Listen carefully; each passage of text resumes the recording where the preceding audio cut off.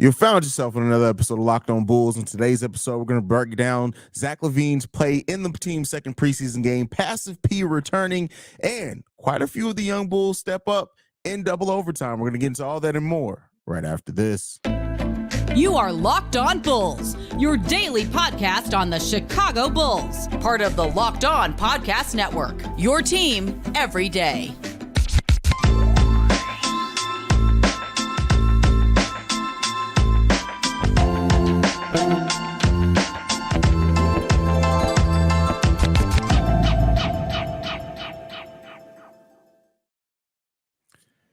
Thank you for tuning in to another episode of Locked On Bulls, member of the Locked On Podcast Network, where it's your team every single day. That's Pat the Designer, host and creator of the Windy City Breeze and host of the Chicago Bears podcast over at ESPN 1000. I'm Haize, host and creator of Chicago Bulls and Chicago Bears Central. And today's episode is brought to you by FanDuel Sportsbook, official sportsbook of Locked On. Make every moment more. Right now, new customers can bet $5 and get $200 back in bonus bets guaranteed. Visit FanDuel.com/LockedOn. Pat, we had our second preseason game today, and so with that said, you know, there's still something to take out of it. The starters played more. They played against a starting team for once with all their starters basically in there as well. Yeah. Zach LaVine came out a lot more aggressive in this game to start with, and I want to start off this by talking about his play specifically. He came out really aggressive, made a couple of mistakes there, was aggressive as well in the third quarter. He finishes this game, I believe, with 17 points. Yeah, 17. DeMar scored 19. How did you feel about the play of Zach LaVine and then overall the core three as a whole? I thought Zach, I mean, listen, it's tough to take anything seriously away from preseason, but he looked like Zach. And I like that to start the season off, right? Like last season, we started the season basically kind of on eggshells with Zach LaVine. We were like, okay, you know, what's he going to look like? How's he going to come back? Is he going to be the same guy? Is he going to be the same level of player? You know, even though it was just the scope, he didn't play basketball a ton in the offseason. It seems like this offseason, you got to see him definitely working in the lab a lot more. And it absolutely is already playing out. Like Zach LaVine basically came out early in the game and was like, all right, I'm going to get my shots up. Okay, I'm done. Yeah. And that's exactly what I want to see from these guys. So I loved what we saw out of Zach being more aggressive, basically coming out and showing that. And the fact that it wasn't just against reserves, right? Like you mentioned it to start this off. This was against the Denver Nuggets. And Zach LaVine, if I'm not mistaken, I got to look this up. I haven't looked it up because I've been on a mic so long today. It's been ridiculous. Well, but you never do research anyway. You suck. No. Oh, wow. Wow. Shady out here. Jesus, brother. I do just sit down and start doing this because I'm phenomenal at it. No, but no, I think Zach over the history of him playing the Denver Nuggets has played them really well, at least in Chicago. In Denver, we almost never win in Denver. Didn't we win last year? We won in Denver the first time in Denver. It was like in 4, bro, 6, we are trash in Denver. Like that air really be playing into it. But Zach usually plays Denver pretty well. And so it was good to see that continue tonight. Yeah, for sure. I mean, Zach came out, really kind of set the tone there. We didn't have the big night from Kobe or P. Will, which we'll talk about P. Will here in a second. But like, I think overall we saw that the big three were a bigger part of this game, and our starters played the first, second, and a little bit of the third quarter before they sat down in this game. And I like the play for them overall, right? Yeah. And really in the first half, we got to see all 10 of the players that are going to be in part of Billy Donovan's rotation. They were the only players that played. Now that changed after the third quarter, but it was a nice bit to see that it wasn't just a flash in the pan. More was legit. We still had 11 turnovers in the first half. Finished the game, ended up with 21 turnovers, but moving the ball was still legit. Offensive rebounding was still legit. And we were in there with the Denver Nuggets. Keep in mind, the Denver Nuggets shot the ball at 60% in the first half. The Chicago Bulls were at 38, and it was tied in the first half. Yeah. And before the starters end up sitting down for good, we took a 10-point lead. So really, really a lot of positivity in this game. I was correct, but I don't think even I expected how much Zach LaVine has cooked versus Denver. He's had one bad game versus Denver since being a Bull. He's had 28, 5-7, 23, 9-5, 32, 2-4, 36, 5-4, 32. Yeah, he plays them pretty well. You know what I mean? And last season, 29, 5-4 in Denver. So that's cool to see. And I think that we saw that kind of carry over tonight a little bit. Just, an understanding of a lot of times guys just have that understanding of what a team is. And it feels like Zach LaVine really does have that with Denver. In the first half, he shot the ball 50%. And you know what it was? The part that I thought was cool was it wasn't him shooting it to try and prove I can shoot it. It was him shooting it while DeMar DeRozan was still able to get shots up. First half, DeMar DeRozan took 9 shots as well. Kobe White got 5 shots in there. Nikola Vucevic got 6 shots in there. Everybody, for the most part, played pretty efficiently in that first half, although DeMar kind of 4 for 9. And then you started to see kind of the second half where it was like, ugh, okay, like, this is where I want to see y'all kind of clean things up. Did they play a little long for you? To me, they played a little long for me. Like Billy playing the starters as far as he did into the third quarter, I was like, all right, what do we do? I mean, you still want to ramp up your starters, right? I didn't think that they played this much, but I mean, really, they played 5 minutes more than what they played in the first game. That's not really that too much with that. No, it's not long in general, but I guess if you're trying to ramp them up, right? What they play 17 minutes the first game? Yeah. So I guess 18. You do want to ramp them up a little bit more, but I know because it got to like 7 minutes in the second half. And I was like, hey, they still in there. Like, yeah, same thing. They playing against nobody. Like, like if I'm not, let me see. None of the starters for Denver played in the second half. Justin Holiday played. Well, I guess he's a starter. Justin Holiday played 4 minutes in the second half. And it was all the bench players. Reggie Jackson got good minutes in there, stuff like that. But like, yeah. I watched it and I was like, I don't need to see this in the second half. Like when they're out there, I get it. When they're not out there, but one of these teams won an NBA championship last year, and it's not us. So I guess I can deal with that. What was your biggest takeaway from what you saw from Zach LaVine in 2 halves of basketball where, his efficiency, it almost felt like he wasn't trying, but he was just like knocking down shots left and right. Yeah, and he was taking players off the dribble. I think and not even just offense. I know the offense is going to be what a lot of people talk about, but like, did you notice Zach LaVine was engaged defensively almost the whole time he was out there? Hey, I'm not gonna lie to you, bro. Now listen, it's like it's almost like did you see the D-Lo clip earlier today? Yeah. Where he was like, basically like, they took me out of the game because I couldn't play defense. Like an NBA where people are starting to care about defense again is an NBA that I want to live in. I like that what I saw from Zach LaVine defensively for a good chunk of the night. There was a couple of times where like he fell asleep backdoor, but outside of that, I mean, Zach LaVine, how he's evolved as a defender is a story that people need to talk about a lot more, because my first memory of Zach LaVine ever is Derrick Rose having him run the complete wrong direction.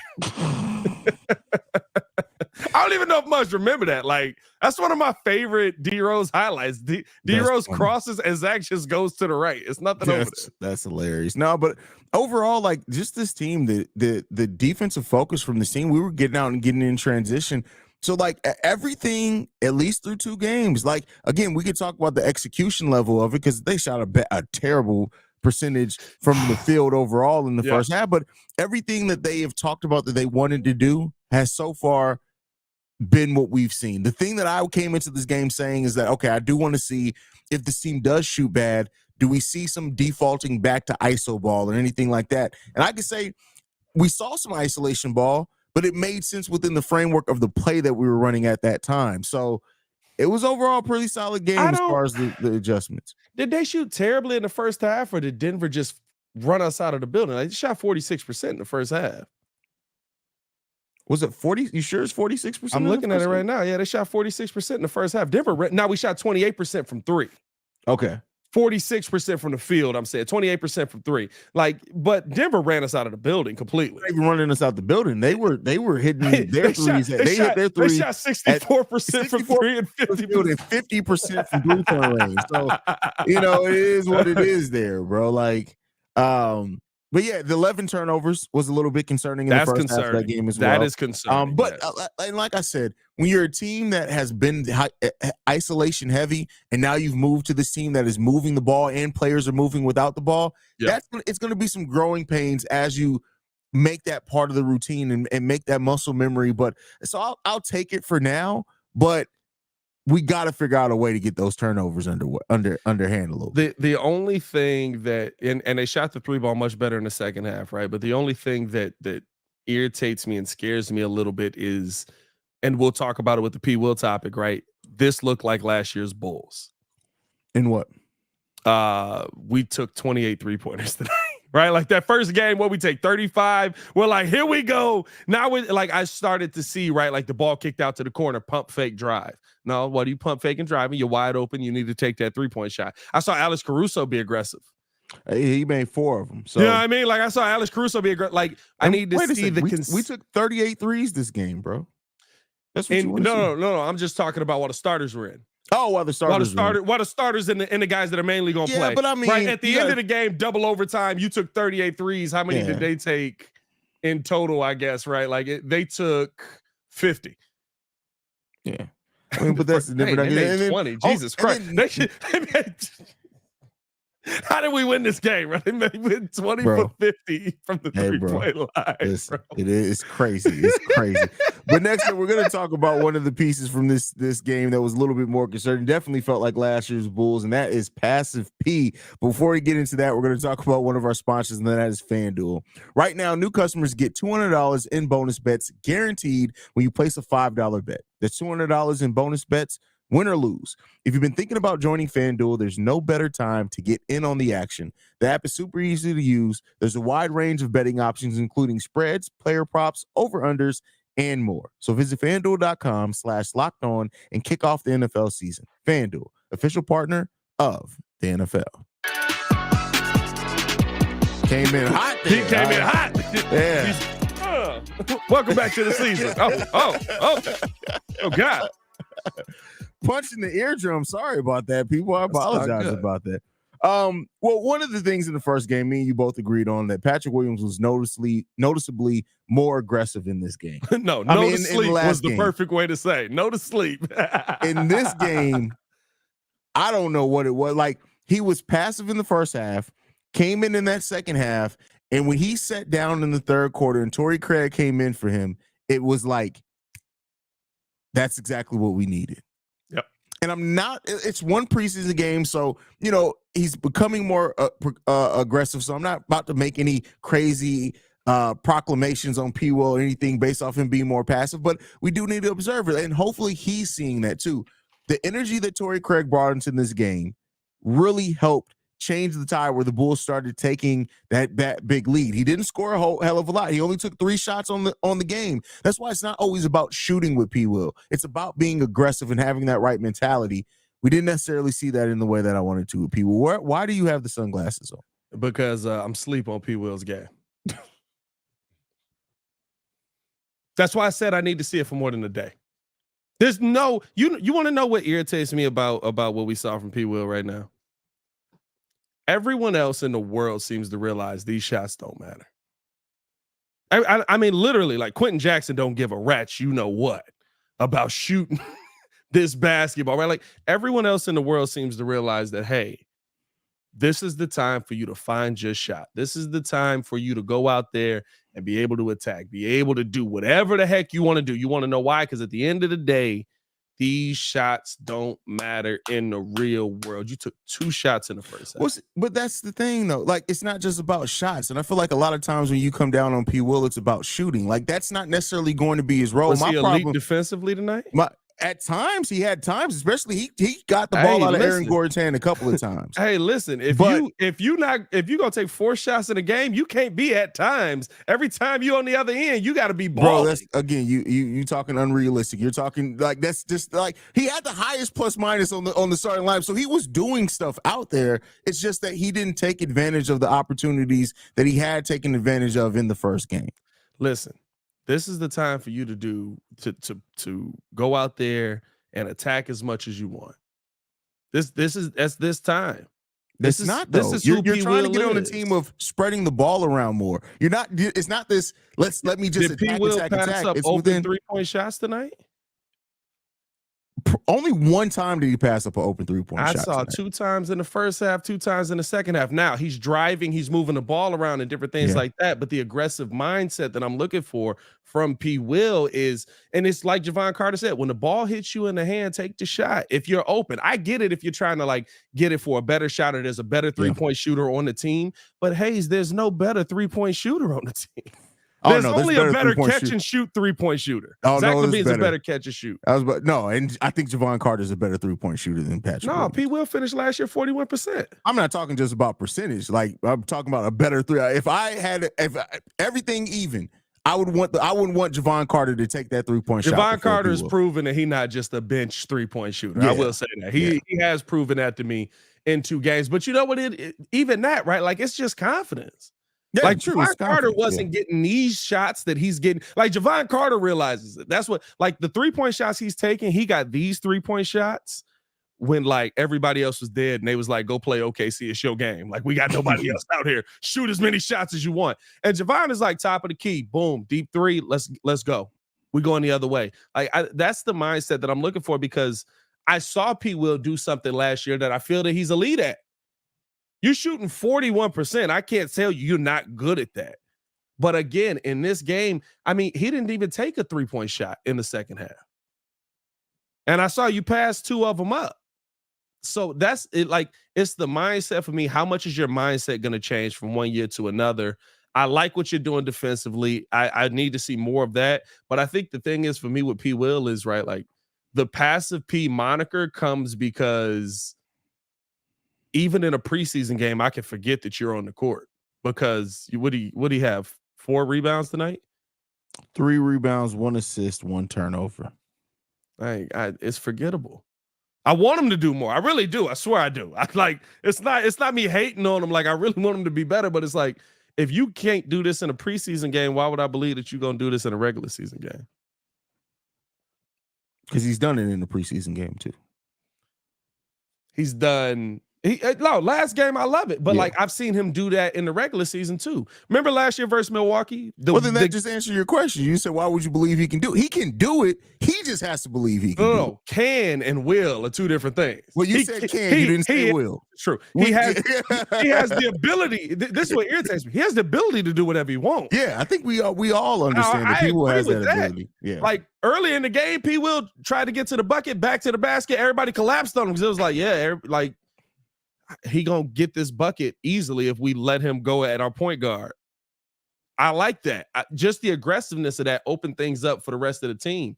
But can you do it on whatever the last game was, Tuesday, and then do it, or Sunday, and then do it again on Thursday? That's been my biggest question with people. Hey, that's my biggest question with 90% of this team. Even Kobe White knows that's the question. Like we could have talked about Kobe tonight. Kobe came out with the answer tonight. That's funny. Yeah, I mean with P. Will though, it's really comes down to it's the same thing. It's between his ears, bro. Like just unlock it, man. Like it's just that's really we know that P. Will has the ability, right? I know some Bulls fans, especially more casuals, they doubt that. P. Will has the ability. Yeah. He just has to realize you got to do it. Now I get it. He was guarding Aaron Gordon, and I get it. Like whatever, you got to like Aaron Gordon. To me, is a player that P. Will still should be able to score on Aaron Gordon. Yes, you got to be better on that. Aaron Gordon's a good defender. Yeah, but he does have the same limitations defensively that P. Will does. If P. Will does one right to left, Aaron Gordon's going right. like it's. I mean, like, and. Even defensively, right? I want to say the second or third bucket Aaron Gordon got. It's just like you have to know, right? Like if you're not doing it offensively, okay, give me all the effort that you can on the other end. P. Will to me went down he's letting Aaron Gordon get all the way underneath the bucket in the paint. Aaron Gordon's first bucket of the second half was him just putting his arm up and dropping it in. Like I get it as preseason. Everybody's relaxing and all of that. Like in the regular season, he could go off for 26 and dominate. And it really might just be a mental thing. And you also have to remember preseason, it could just be Billy Donovan going, we're focusing on this today. But it fits a lot of what we saw last season. And that's what scares me. And that's what the biggest concern is that when you have a whole season of somebody primarily being passive and you see a little bit of that again, the flags go up. Like it's that's not unreasonable to say. Yeah. We'll see how P. Will finishes out the preseason, but like you can't be passive P this season, bro, because I tell you what, you keep being passive P, Torrey Craig is taking that starting position, and it's not 6'3" Alex Caruso this time. You're not getting it back. And I think that's the part that's the most scary, right? Like Torrey Craig comes in, you instantly felt the impact. Yeah. Instantly. Like it was instantly like, who is that? Oh, that's older P. Will. Like that's instantly how it felt when Torrey Craig got in the game. And even for me, right, when I looked at like I was like, okay, maybe if P. Will comes off the bench, like I was looking at what his numbers were coming off the bench last season. It's the same dude, though. But that's always why I say, like, people was like, oh, you just move P. Will to the bench. You unlock him as with the second unit. Like I said this over on Central today on my post game. There is nothing that P. Will is going to unlock by going to the second unit. Not to say that he shouldn't be moved if he keeps playing bad. I'm not saying that to say don't move him to the second unit. I'm just saying until P. Will unlocks what's between his ears, it don't matter. It's not going to magically be unlocked by being with the second unit. It's not going to happen until P. Will understands he has to be aggressive. It just isn't. You can put him out there. He can be the number one option in the big three. It's not happening for him until he understands to be aggressive. It's not, bro. Like, hey, if you ain't aggressive in the big three, bro, you might actually get kicked out of that league. I ain't gonna lie. Like that league is purely built off of like, I'll punch you in your mouth on Tuesday. Like that's the whole league, bro. I swear. Yeah, man, you got to get it together. But man, we want to know you guys are Locked On Bulls is free and available on every podcasting app and platform of your choice, as well as YouTube and the Odyssey app. All right, Pat, before we get out of here, we got to talk about the young Bulls, bro. 2 overtimes, bro. And I will say this, Dalen Terry played still a very tough game. But do you agree that it seemed like as the OT period went on, Dalen kind of settled more? Defensively, Dalen got better as people got more tired. That's a good way to look at it. Because I know what Dalen's a ball of energy. Like he probably could run 48 minutes and be just fine. So like as people were wearing down and getting more tired, Dalen started to cook them a little bit more. There's no other way to say it, bro. And I don't know if this is a season-long projection, any of this, right? Like I'm glad that he got the minutes, but he looked bad, bro.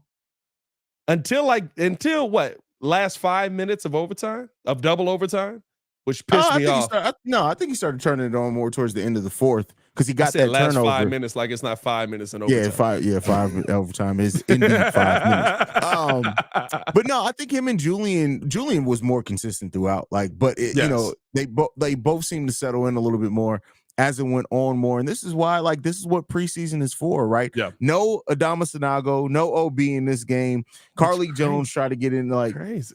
And I don't think it's crazy. I had a theory on that. I think when it comes to Bidham, I think that they know what they have in him. And it's like, all right, these guys are fighting for spots on G League. They know what they got in Bidham and Sanago. I'm telling you, I don't think Unalap is going down much, bro. And I don't think Adama's going down much either. I tell you what, no, Adama's definitely going down. I think he's going to be down there, but I think it's going to be like, well, you know, it's there's not a spot for him. He's a center. Yeah, that's what I'm saying. That's not a spot. Hey, and Andre Carlik better be looking and saying, "Hey, man, y'all sure y'all gonna guarantee my contract?" Wait, no, okay, bet. Don't even worry about it. Hey, Andre Carlik, bro. Andre Drummond got to stop stat padding, bro. Andre Drummond, bro. bro. Let me give you this stat line real quick, and you tell me how many of the rebounds. Andre Drummond was 3 for 12. All on putbacks. He had 9 offensive boards, all his misses. 4 defensive. He got 13 rebounds, bro. He's 6 and 13. And I love it. By the way, we also need to talk about Corey Maggette on the. I don't know if you were doing a live call. Corey Maggette called a hell of a game. Corey Maggette got some problems there. I heard it, but I didn't get to like listen in on it. I'm gonna rewatch it tonight because I heard Corey Maggette sounded good. Yeah, he sounded real good.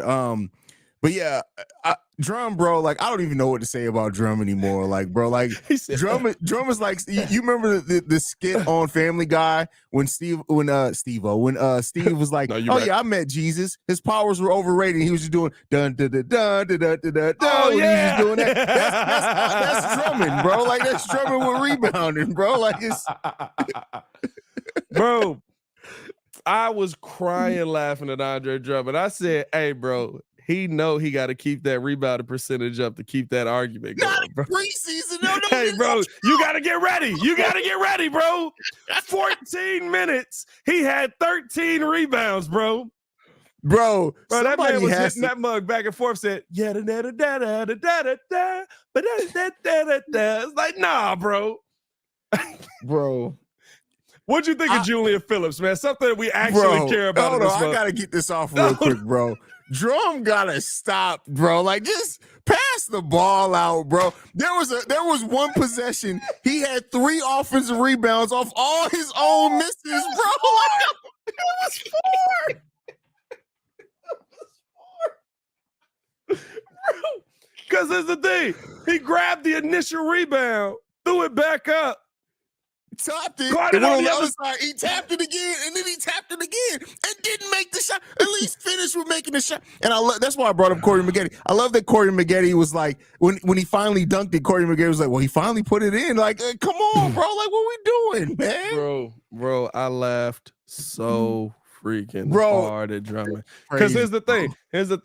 This what people that maybe that don't watch the Bulls as close as we do don't understand. He's 210% going to do that in a regular season game. That's not preseason Drummond. That is regular season Drummond. Regular season Drummond. He's in mid-season form already. Like this. But anyway, as far as Julian Phillips, bro, Julian Phillips, I get it. He was playing against third string, but I like that he was doing that in the last game as well. I like the progression that it seems like he made. He came in, a little bit more focused. I like the defensive intensity. Yeah. It seemed like once he got that dunk as well, it kind of loosened him up some.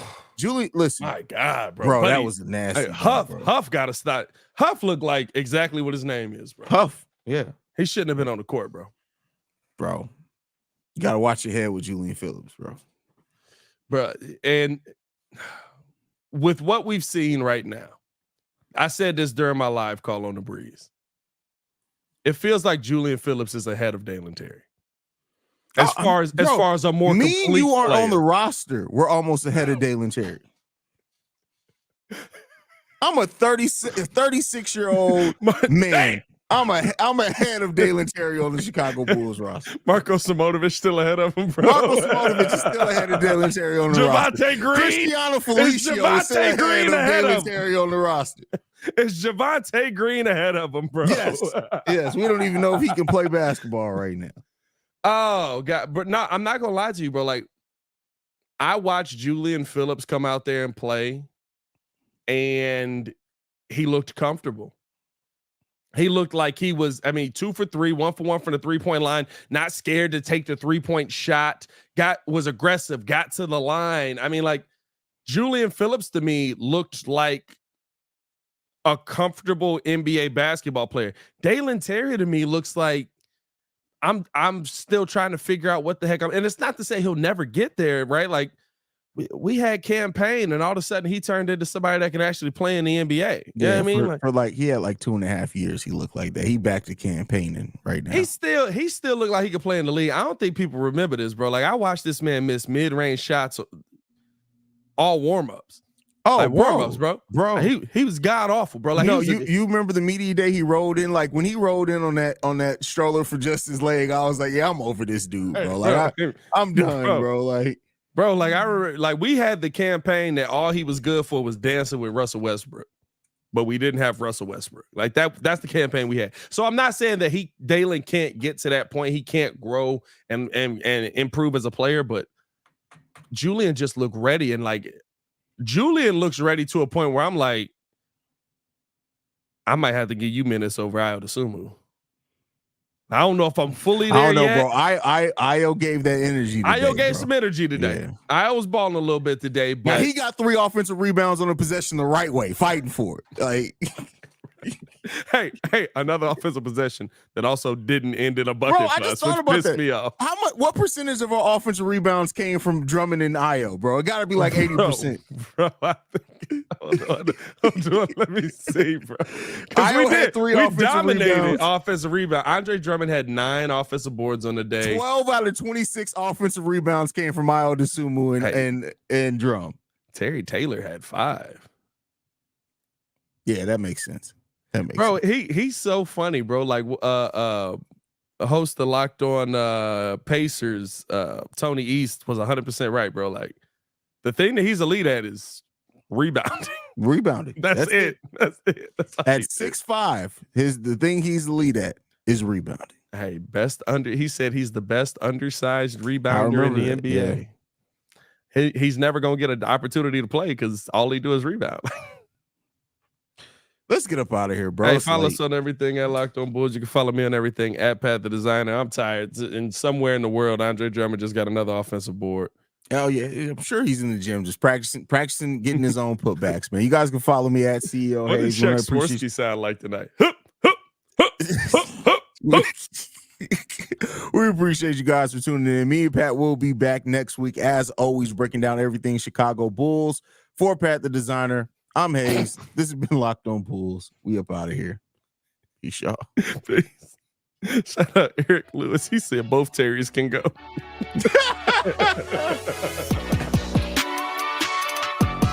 Oh, God.